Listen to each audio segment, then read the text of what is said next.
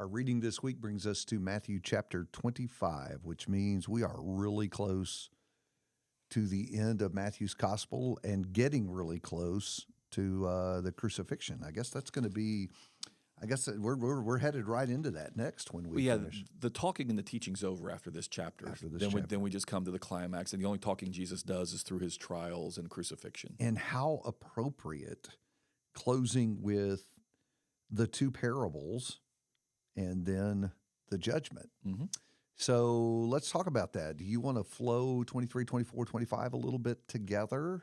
Yeah. We're in this last week still. Yeah. Still kind of dark. It is. Difficult times as we get toward the end of the last week. Right. So 23, Jesus obviously kind of gives his final graphic ultimatum. Right. But it takes no pleasure in it. And so it leads to lament, leads to the disciples as often, maybe a little bit confused or whatever, asking questions.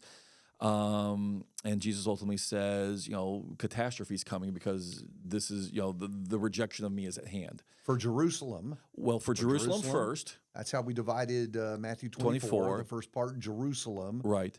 And then the ultimate coming in judgment, which they will be subject to because of their rejection of Jesus. Yeah, and and then the old, so Jerusalem and the temple will be destroyed. The end of that because they did not know, they did not recognize Jesus for who he is. But then Jesus makes clear that at least the way you and I share a reading of it, David, in the latter part of chapter 24, maybe about verse 36 or so and following. But of that day and hour, no one knows.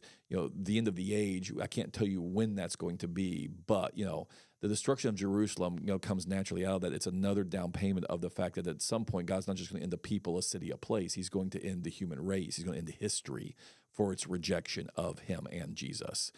And so that leads us into these parables, which is, okay, for those who buy into it and want to believe in Jesus and follow Jesus, what do you do while you are waiting for this all to come?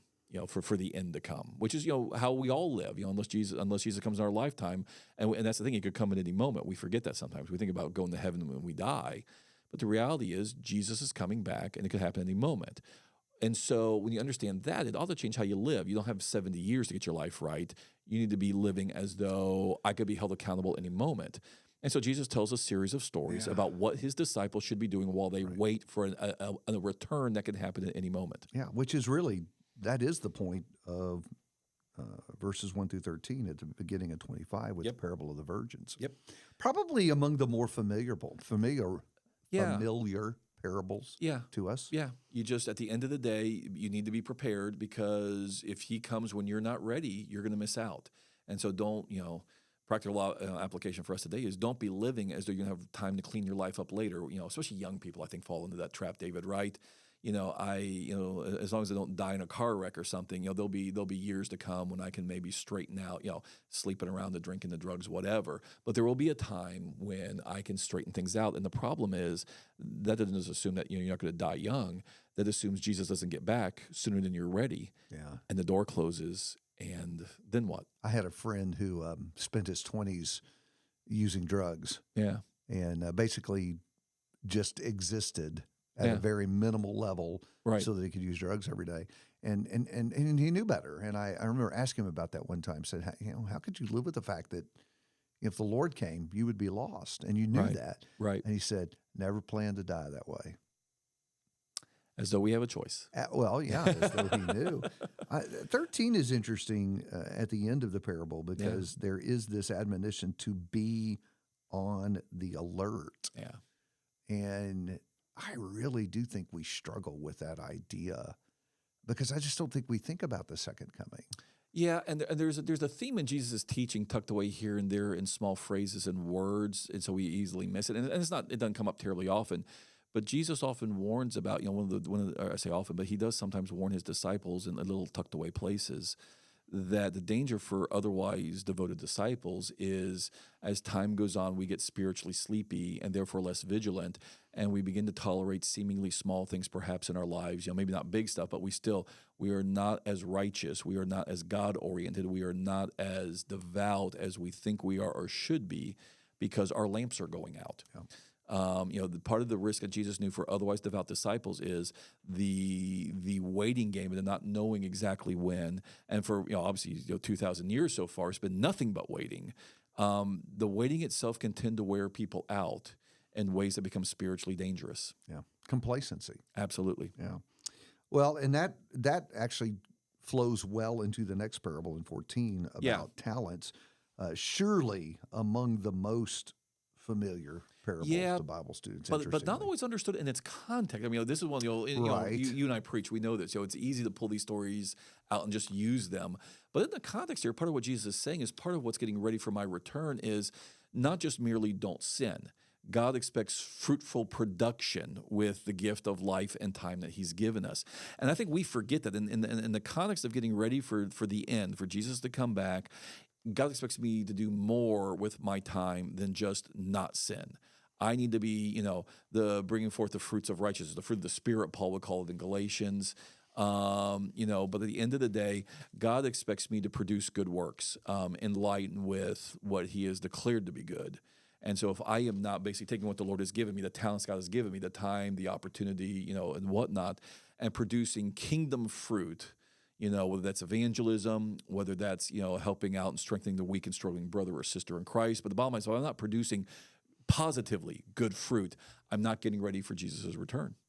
It makes me think of 2 Peter 3. That's where I was just taking a peek about, after announcing the day of the Lord, Peter's question is, what sort of people ought you to be? Yeah. There are expectations. We're not just in a holding pattern until right. Jesus comes. He has in mind for us things to do and acknowledges they're different things, different levels of ability. Right. But we're accountable for what we have to do what we can. Right. And at the end of the day, even if you're not sinning, living in the world, you need to be producing according to the kingdom's values and the kingdom's priorities, right?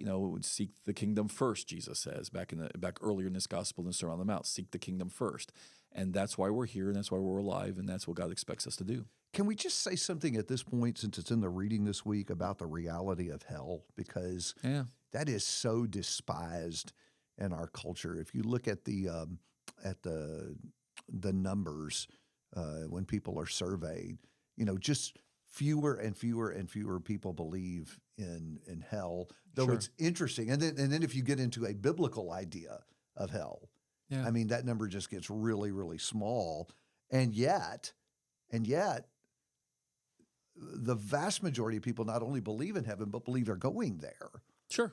And yet it is so crystal clear. I thought about it because at the end of the parable talents, verse 30, throw out the worthless slave into outer darkness, in that place where there will be weeping of gnashing of teeth. And then as we get into the judgment scene that begins at verse 31 and runs to the end of the chapter, very clearly there is a warning that some are going to be told to depart into a terrible place, the eternal fire prepared for the devil and his angels. Right. And so it's hard to read this and escape the reality of hell. Right. And especially if you want to embrace the reality of heaven, because heaven is here too. And it's just, you're kind of stuck. It's a package deal. If you're going to believe in heaven, then logical consistency requires that you believe in hell too. And part of what's sobering about this, David, is again, you got to remember who he's talking to. And he's not talking about those who rejected him going to hell like he was in chapter 23. He's talking to disciples and warning them that you can wind up there too, not because you rejected me, but because you're not a wicked servant, you're a worthless servant. And that's sobering. Well, that whole section beginning in verse 31 is sobering, right? Well, yeah. I mean, because ultimately, again, it's not just about a shallow, self-justifying righteousness. Yeah. The thing I think that is disturbing to people is that in 31 through 46, Jesus takes away the third path. Yeah, it's either or. Now it actually is either or. It's black and white, right? Yeah. And I don't think we like that. I remember studying with this guy one time, and he said, I really do want to go to heaven. He was a big football fan. I should have prefaced with that. Right. And he said, I know that I'm not living a life nearly good enough to sit on the 50-yard line right down front, he said. I'm just hoping to get one of the cheap seats way up high in the stadium. I just want to get in. That's all that matters to me. And I thought, boy, that just defines a lot of people's life. Yeah. My goal is to be good enough. Yeah. Get as much heaven as I can for as little a price as possible. That is exactly right. And what the Lord does, and I think I may have even taken him to this text, is he just strips that away. Yeah. It's one way or the other. Yeah. Either you're in or you're out. Yeah. And my fear is there are a lot of people who imagine I can identify a lot of people worse than me, and it makes them feel okay Right. about where they are. Well, and again, for me, whenever I come to this chapter, the sobering thing again is always it's not enough not to be bad. It's not enough not to be worldly.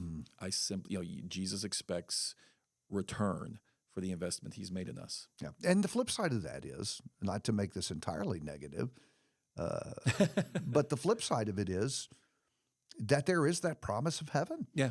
For the people who are devoted to Him and committed to His will, for those who are His people, Right. there's this glorious promise about what is to come that we can hang on to and delight in. Well, the very first parable it's a wedding feast. It's a big party that you get in on if you're willing to do what you need to do right now.